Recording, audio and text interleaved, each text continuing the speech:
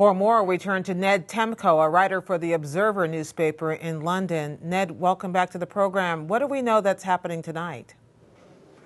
Well, I hesitate to give you any basically firm and final judgment on what's happened because the situation is still so fluid. But what appears to be the case is that this introduction of 10,000 extra police into London has greatly calmed the situation in the capital. There have been a few scattered incidents. There are some unconfirmed reports that in the suburb of Lewisham there may have been some trouble. But by and large, two things, as I said, the number of police, but also the fact that most businesses throughout the capital kind of closed early.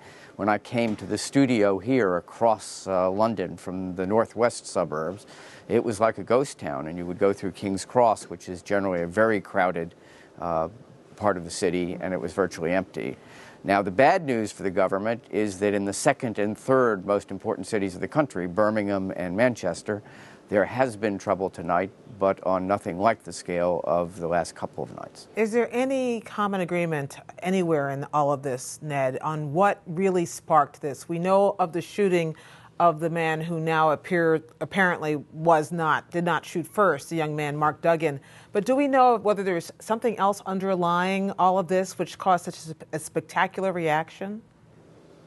I think the short answer to that is no. We know the proximate cause, as you said, of the first violence in Tottenham, in the North London suburb, where this young man, it now appears, did not fire first and was killed by a police bullet.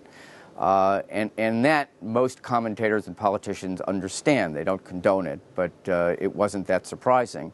But this explosion of violence that has followed appears to be basically using what happened in Tottenham more as an excuse than an explanation or a real cause. One of the things we do here, and I'm sure you're doing the same thing, is say, well, what about the austerity measures?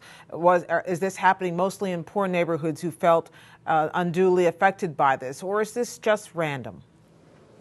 I think it's not so much poverty as just a deep disaffection. I mean, some of the rioters have been poor.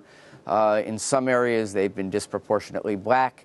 In other cases, equally, there have been white kids. The only thing they seem to have in common is that they are very young as 14, 15 years old.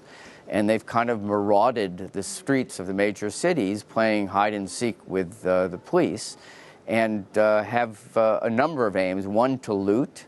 Another, arson, and also to confront the police. But the few who have interviewed basically portray this as a bit of fun and a bit of flexing muscles.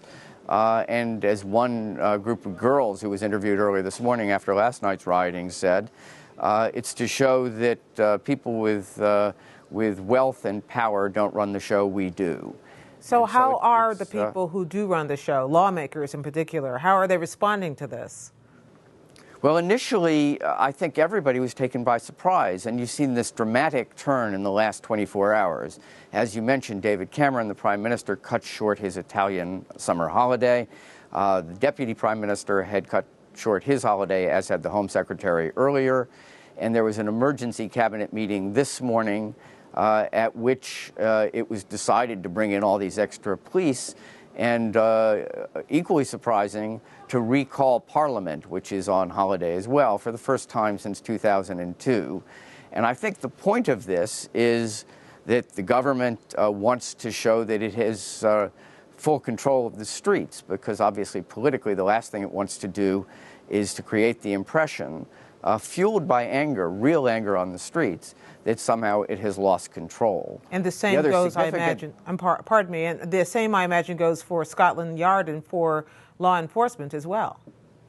Absolutely, and their problem is compounded by the fact that morale and the reputation of Scotland Yard has taken a big beating from the incompetence and apparently, in some cases, corruption, which has tainted its investigation of the phone hacking scandal, which we've discussed earlier on this program a few weeks ago. So things aren't great at the Met. So yes, there's a reputational issue there as well.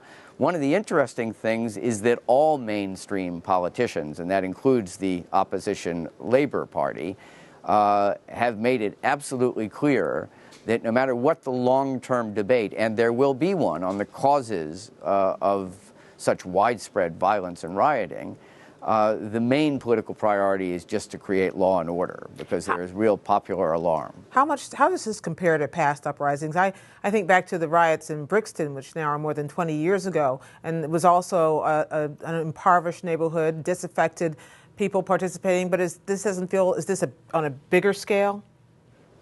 It's different, and it is on a bigger scale, and it's more surprising in a way. As you mentioned, throughout the 80s, there were periodic explosions. One, as it happens also in Tottenham, on a council house estate called Broadwater Farms. There was one in Brixton, as you mentioned, Toxteth in Liverpool, which has been another focus of violence this week. But all of those were much more directly racially inspired. They were a result of real problems between the black community and the police, which it was perceived as heavy-handed and racist. And there has been some progress on all those fronts in the last 20 years.